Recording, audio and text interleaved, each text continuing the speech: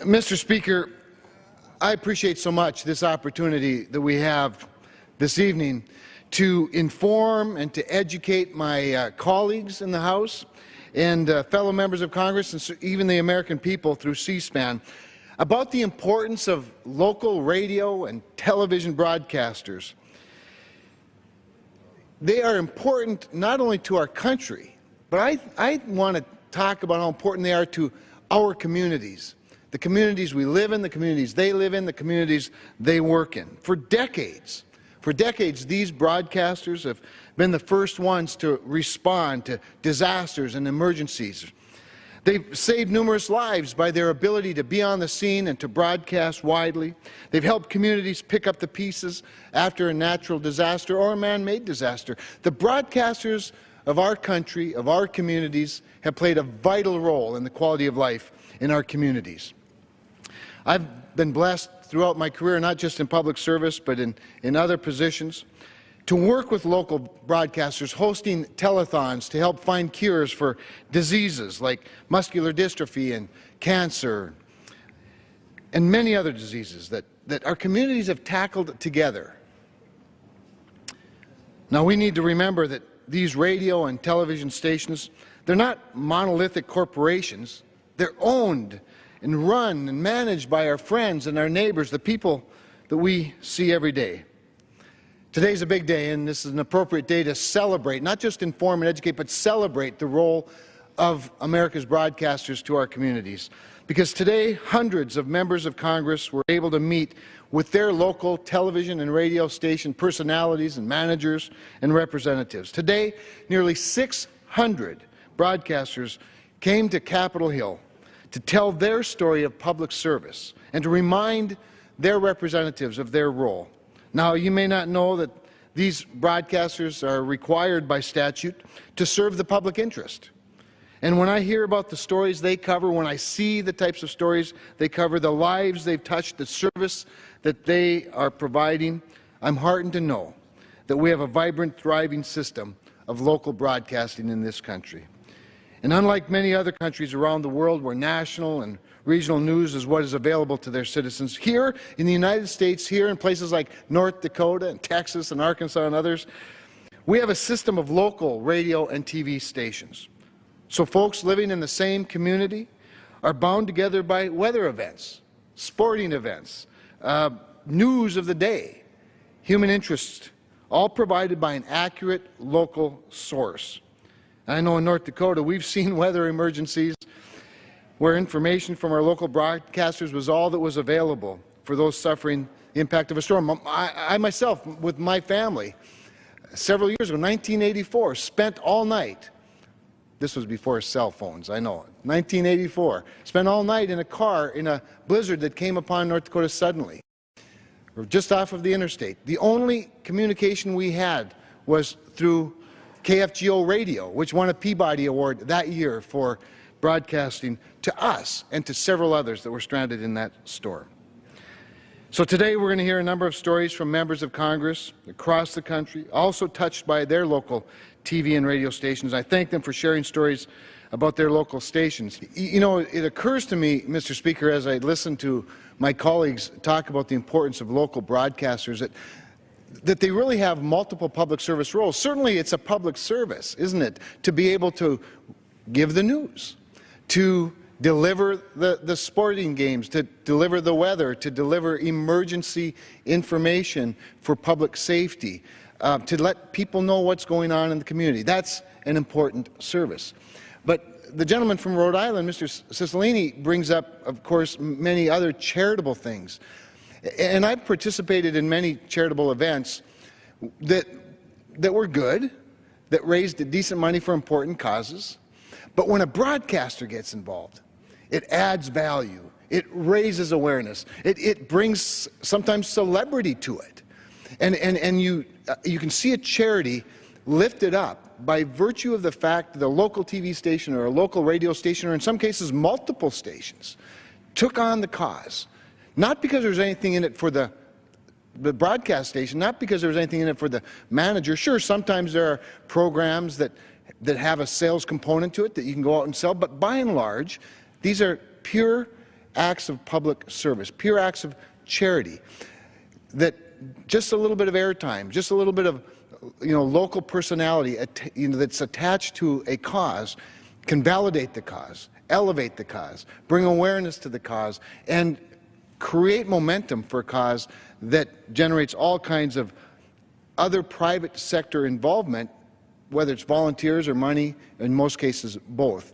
And we can solve a lot of problems when we get a broadcaster involved. I've had the opportunity to be part of a very special program that I know a lot of my colleagues have been a part of, whether out here or back at home, and that's honor flights.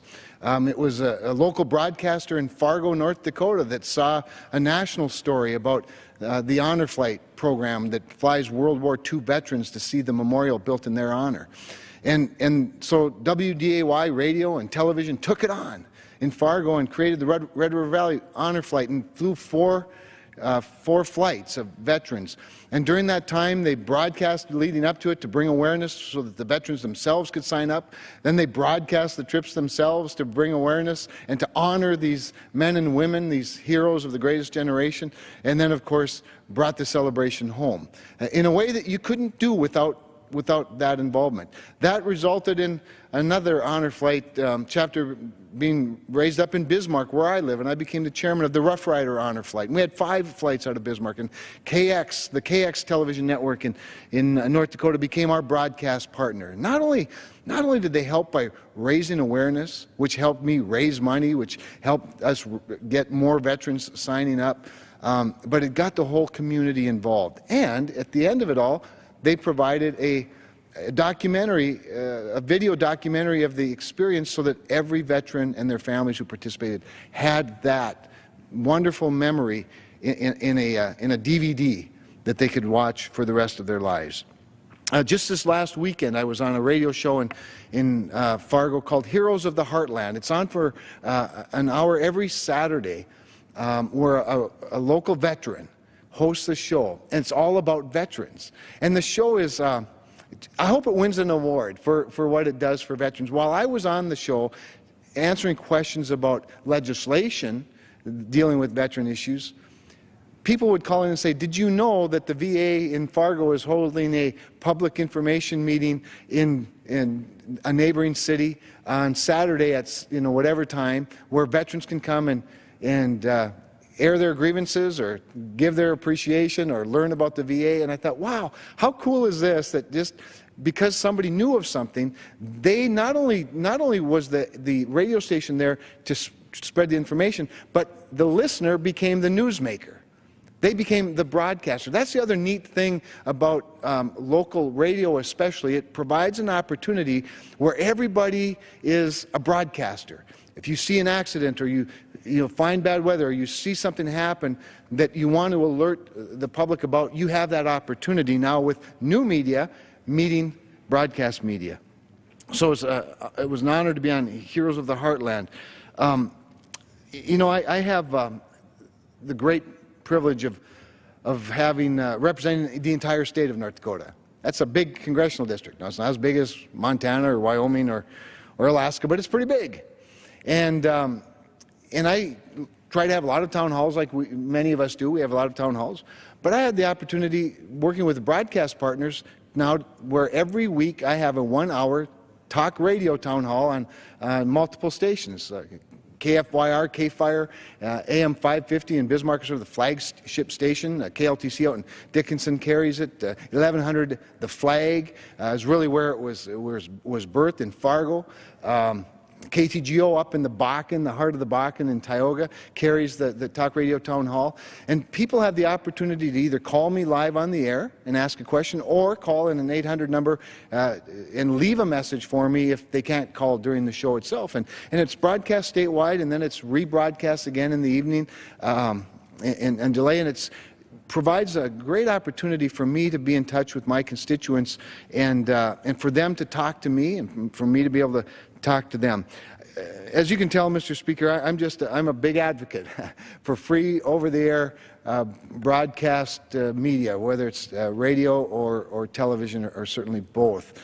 And I think that even in the new media era, and I appreciated Mr. Crawford's thoughts on this, that that we have this opportunity still, that there's still an important role for free broadcast radio and television, that even with all the new media, that it only in fact enhances the importance of free over-the-air broadcast. So I would ask you about, you raise an important point that I hadn't thought about, that's sort of natural and obvious, and that is, if you're going to be a good local broadcaster, obviously you have to be a good local citizen. Well, we are today educating, informing, and celebrating local broadcasters that it is at risk, that we can take our eye off the ball, we can assume or presume some things and wake up one day and find out that when that accident happens on the railroad tracks or the storm is coming, that suddenly there's nobody there.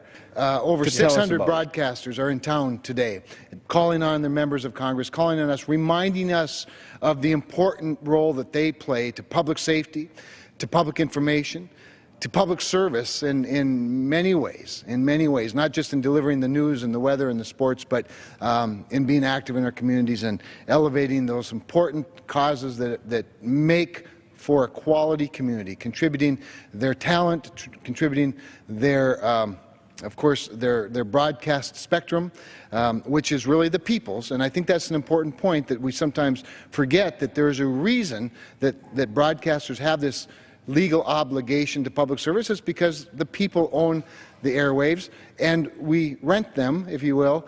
But it's important that broadcasters and Congress stay in close touch, because as the gentleman from Texas pointed out, this is a fragile relationship, and we can sometimes take them for granted while presuming that there'll always be other ways to communicate, when we know, in fact, that when the lights go out, when the electricity goes off, when a storm hits, whatever the case might be, that as long as you have a car radio and a good battery, or you have a battery operated radio, and the broadcasters are on the air, you can always get that information from your local, reliable, familiar, friendly broadcasters. So with that, Mr. Speaker, I appreciate the time and appreciate my colleagues from both sides of the aisle from across our country who have taken the time today to help inform, educate, and celebrate the American broadcaster. Thank you.